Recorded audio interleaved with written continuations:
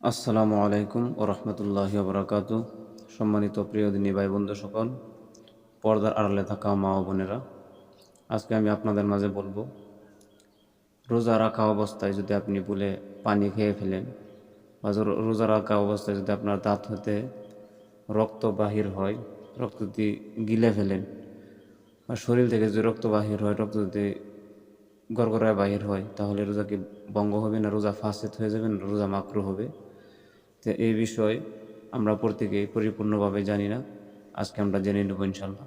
কারণ কি, আমাদের মাঝে এরকম হয়ে থাকে, বহুতে বলে পানি খেয়ে খেলে বা আপনি ওযু করতেছেন, ওযু করার সময় যদি আপনার গলা দিয়ে পানি যায়, তাহলে বহুতে ভেবে থাকি যে রোজা ভঙ্গ হয়ে গেছে নাকি।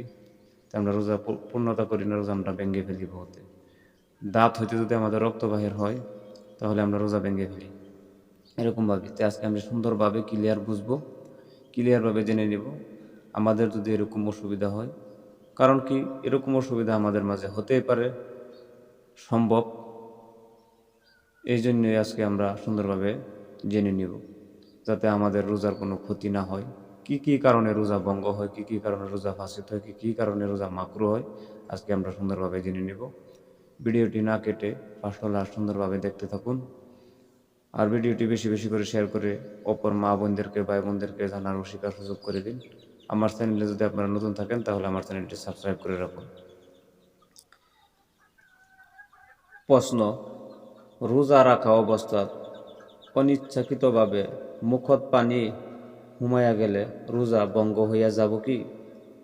আপনি রোজা রাখছেন, আপনি অজু করতেছেন বা আপনি এমনিতেভাবে আপনি কুলি করতেছেন, যদি আপনি জানেন না, যদি আপনার মুখর দিয়া আপনার গলা পর্যন্ত পানি পৌঁছে যায়, তাহলে কি রোজা ভঙ্গ হয়ে যাবে কি? উত্তর: কুলি করার সময়ত বা অন্য কোনো কারণত যদি মুখত পানি হুমাইয়া যায়, তেনেতে রোজা ভঙ্গ হইয়া যাব। আচ্ছা, কাজা ওয়াজিব হব। কাজা, আপনার রোজা ভঙ্গ হয়ে যাবে, কিন্তু কাজা ওয়াজিব হব। আপনি কাজা রোজা করুন না, গোটা ওয়াজিব হয়ে যাবে আপনার জন্য। কিন্তু কাফারা না লাগে, যে রোজা যে একটা কাফারা আছে, কাফারা দিতে হবে না। তে সুন্দরভাবে আমরা বুঝতে পেরেছি। আপনি রোজা রাখলেন, যদি আপনি অনিচ্ছাকৃতভাবে আপনার মুখ দিয়ে পানি গলার জায়গা, তাহলে আপনি রোজা ভঙ্গ হয়ে যাবে, কিন্তু আপনার কাজা ওয়াজিব হবে, আপনার রোজা কাজা করতে হবে, কিন্তু কাফারা দিতে হবে না।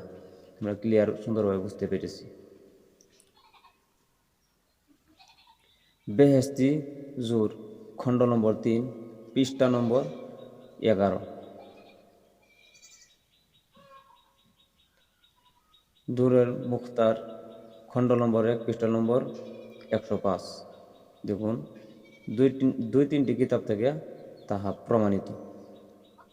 প্রশ্ন: রোজা রাখা অবস্থা যদি দাঁতর পরা তেজ উলাই বা দাঁত হইতে তেজ বাহির হয়, আরও সেই তেজ যদি হলক ডিঙ্গির ভিতরত গুছি যায়, মানে হুমায়া যায়, মানে আপনার গলার ভিতরত যায়, তেনেতে রোজা ভঙ্গ হইয়া যাব নে? রোজা ভাঙ্গা হয়ে যাব কি? উত্তর: তেজ যদি কম পরিমাণ হয় আর থুতু যদি অধিক পরিমাণ হয়, তেনেতে রোজা ফাসিদ এবং ভঙ্গ নহয়। আপনার তেজ যদি অল্প বাহির হয়েছে, থুতু যদি বেশি হয়ে যায় তেজ থেকে আপনার, তাহলে রোজা ফাসিদও হবে না, রোজা ভঙ্গও হবে না।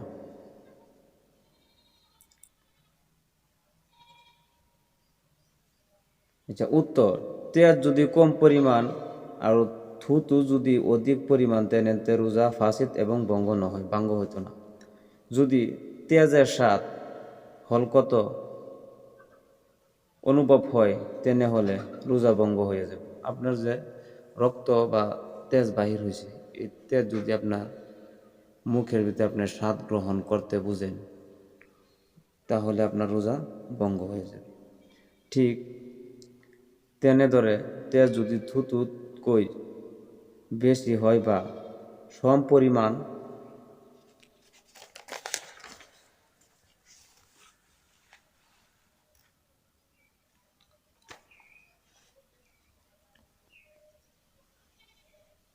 সমপরিমাণ হয় তথাপি তো রোজা ভঙ্গ হইয়া যাবে, সমান হইলেও রোজা ভঙ্গ হয়ে যাবে।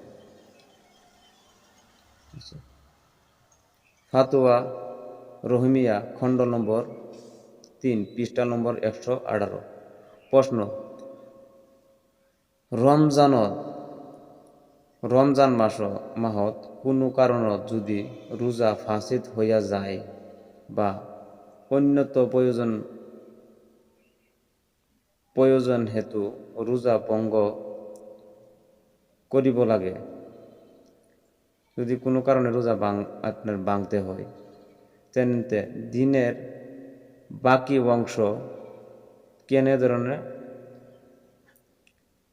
ধরে করিব।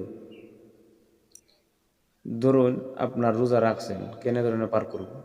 আপনি রোজা রাখছেন বা আপনি দিনের বেলা কোনো কারণবশত রোজা ফাঁসিত হয়ে গেছে বা রোজা আপনার ভঙ্গ হয়ে গেছে, ধরুন 12টা 1টার দিকে এরকম হয়েছে বা 1টা 2টার দিকে এরকম হয়েছে, তাই বাকি অংশ যে দিনের অংশটুকু আছে এই অংশটুকু আপনি কিভাবে আপনি পার করবেন। আচ্ছা, এখানে আছে উত্তর। দিনের বাকি অংশ খোয়া বোয়া আদির পরা বিরত থাকিব লাগিব। যে দিনের বাকি অংশ আছে আপনি খাওয়া বোয়া থেকে আপনি বিরত থাকতে হবে, অর্থাৎ সম্পূর্ণ রোজাদার ব্যক্তির দূরে থাকা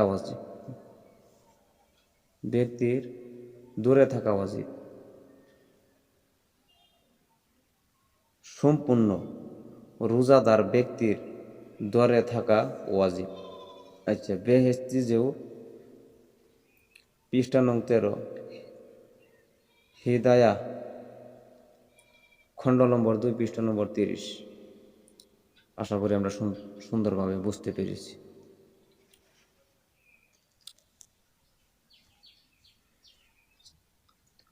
প্রশ্ন, কি কি কারণে রোজা ভঙ্গ হয়? কি কি কারণে রোজা ভঙ্গ নহয় আর কি কি কারণে রোজা মাকরু নহয়? বহুত গুরুত্বপূর্ণ কথা। উত্তর, মেসুয়াক করা, মুহূর্তত বা গুফত তেল লগোয়া, চকুত সুরমা বা ওষুধ লগোয়া, সুগন্ধি বস্তুর ঘ্রাণ লোয়া, আচ্ছা, গরম বা পিয়াহর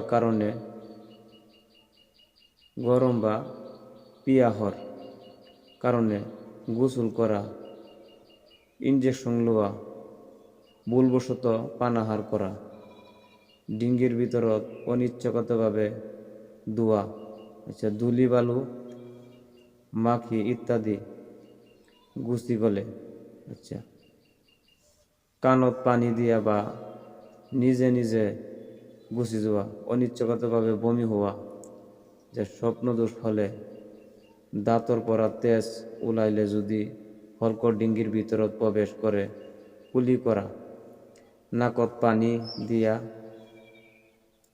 লাগিলে এই কাম অজুর বাহিরত হোক, গোসল করার শরীরত ভিজা কাপড় মেরিয়া লোয়া ইত্যাদি কারণত রোজা ফাসিদ নহয়। যে কারণটি বলা হয়েছে এই কারণটি যদি আপনার ঘটে যায় তাহলে আপনার রোজা ফাসিদ হবে না, আর মাকরু হবে না। আচ্ছা, জাবাহিরুল ফিক্কা খণ্ড নম্বর 1 পৃষ্ঠা নম্বর 379। কিতাবুল ফিক্কা খণ্ড নম্বর 1 পৃষ্ঠা নম্বর 928। প্রশ্ন, তো সুন্দরভাবে আজকে আমরা কি কি কারণে রোজা মাকরু হয়, কি কি কারণে মাকরু হয় না, তো যেগুলা কারণটি বলা হয়েছে এইগুলা কারণ যদি হয়ে যায় তাহলে আমরা বহুতে বলে থাকি যে রোজা ভঙ্গ হয়ে গেছে, রোজা ভঙ্গ হবে না। আশা করি সুন্দরভাবে আমরা বুঝতে পেরেছি।